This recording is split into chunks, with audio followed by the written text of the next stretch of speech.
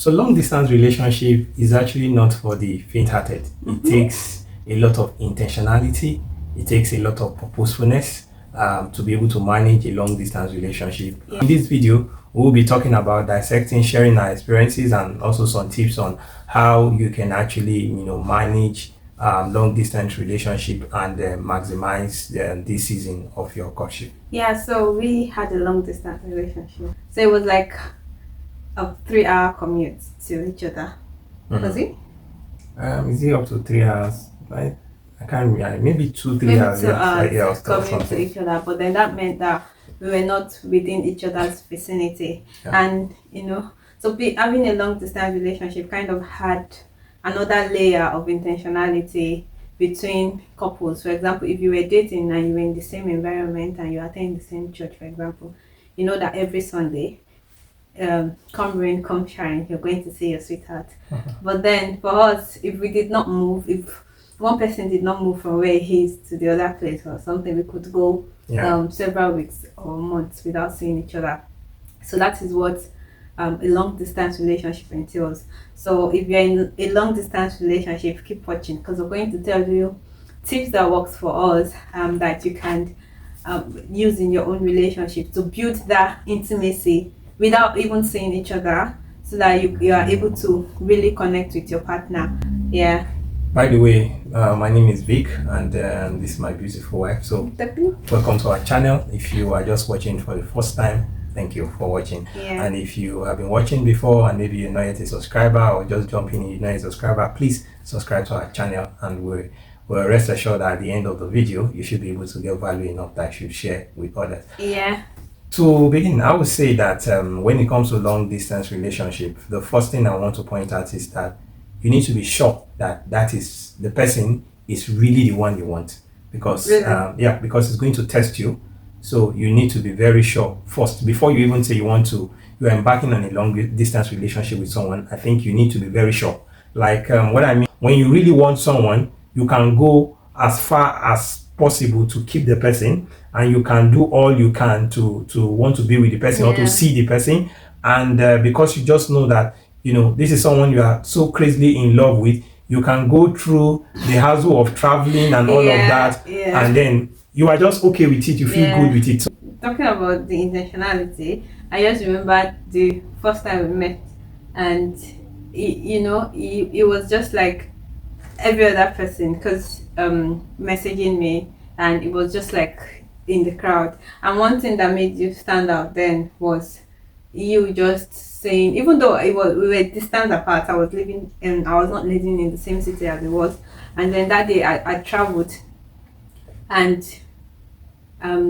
he just said, "Oh, you must be hungry," because I was coming in late that night, and he was like, "Oh, you must be hungry. Can I have your house address?" And I was just like, "Who is this stranger?" I sent the house address, and then some minutes later, someone just called me that, he's outside. He has a package for me, and there it was. I still remember rice and beans, with stew and Hollandia yogurt. That's what they used to do with my parcel. That's what they used to catch me. So, and the funny thing was, I had food at home that day, but just collecting that package made me so happy, and I was like, oh my God, when the Bible says, "Who am I that you're so thoughtful of me?" in the Bible, I just feel like, wow, it's really thinking about me, and it was just that little things. So I would say that beyond, if you are long distance, just think about little things, like, what can I do to make her happy today? I remember that you used to send me food even at work. Like, it's so funny, because Oshubo is it's not like Lagos that you get people to order. You can just go on an app and order. So what it does is it would probably go on their website, call their number, and then ask them that, "Can you deliver?" And then they'll be like, "We don't do deliveries, but if you insist, maybe we'll call someone that can help you to go and give this package to this person." And I remember I was at work too one day, and they said I had a delivery, and it was maybe jollof rice and chicken from somewhere I really love. Because I remember, and my co-worker then was like, "Who is this person that sent you food? We have to marry." I said, "You're very stupid." My co-worker is a male. He's already saying that we have to marry this person that sent you food. And it was just the little things. So it's just, I would say the gifts might not be might not be something big. It's just the thoughts behind it, and those are the little things that helps. Even if you're not in a long distance relationship, those are the little things that help. So I would say that knowing your partner's love language and speaking it in a way that shows them that you're thinking about them, that you care for them, even though you're not seeing them every day, would be one of the big things I would say if you are in a long distance relationship. I think communication is critical, very, very instrumental. As you know, either long distance or not long distance, communication is a vital point when it comes to buy data, guys. Relationship. Go and buy a lot of data. Because as you know that it's all about talking, it's all about communication and others. But I know there are people that have said that I'm not really the phone talking type or the SMS type or something like that. I like to see more physically to have meaningful conversation. I think long distance might not be for you if that's your kind of person. And you are not willing to learn, to bend, to adjust, to make sure that you start getting used to phone conversations, WhatsApp video call, you know, and leveraging on video call and technology to your advantage. It might not be for you. So we use this a lot to our advantage. Even on normal calls, you call me for like hours and we're just so that is it. Like sometimes after work hours and all of that, you know, try to catch up. Sometimes busy doing something, we are still talking, you know. So we use that a lot. Do a lot of video calls, do a lot of audio calls, a lot of messages, you know, sending SMS to each other. Send me messages every morning. He aspired to me now. I've not seen messages. Oh, okay, I saw one last week, my love. Maybe not as regular as that, But you know, because we are far apart, I just need to always make sure that we are in touch. Because you know, we now can see we're together. I can always communicate my thoughts to you and all that. But this time around, we couldn't see, so I need to make sure that, you know, I communicate my thoughts, make her feel like okay, she's loved, and like she's her thoughts is deeply there within my heart. And then even though there is distance, that, you know, that connectivity is there. So that helped a lot. We literally can at least know where each other are a lot of the times, you know. Okay, I'm going here, constant communication. So it's like you are not there with the person, but you are there. I don't know if you get what I'm saying. You're part of each other's day. You know what is happening. Oh, you're cooking. What are you eating? Oh, this my potato has spoiled. Oh, yeah, sorry. Here you go and buy that watermelon from that malam that lives close to your house. And it's just knowing everything that is going on in each other's lives, such that you don't feel like you're not there. Apart.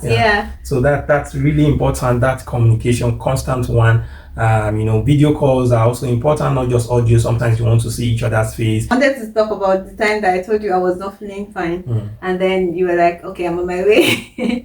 I'm on my way to come and see you. So I would say that we making out time for each other, even to see, and just dropping everything else, is one of the things that contributed to our relationship. So it kind of shows me that you're committed to me, that you want me, not that, you know, in a long distance relationship, it is very, very easy to second guess yourself, because you're just like, I don't know what he's up to, I don't know who he's talking to, I don't know what is going on in his life, unless you opened up the way you opened up to me. So I was 100% sure that that you have me in your mind. When it comes to like finding time intentionally to visit each other, it's important, but I know distance can vary. Some people might be living in 2 different countries, so it could be difficult. You might not be able to make it like a monthly thing or something, as much as we try to do, but you have to be intentional. It could be yearly, it could be once in 6 months. It could be on holidays together. It could be you saying, oh, I'll come once this year, you come once this year, or I come once in 3 or 4 months or something. We meet somewhere.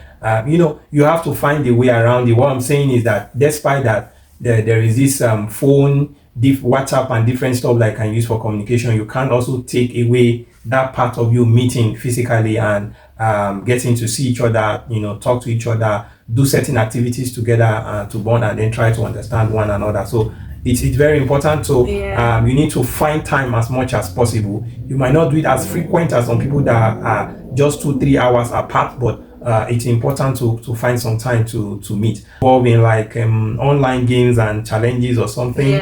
Like watching movies together, you know, could be watching where you are, watching where I am, and we're just being banter and just talking about it. You get sometimes book, sometimes we can say, read this part of the Bible, read this part of the Bible, we discuss it, you know.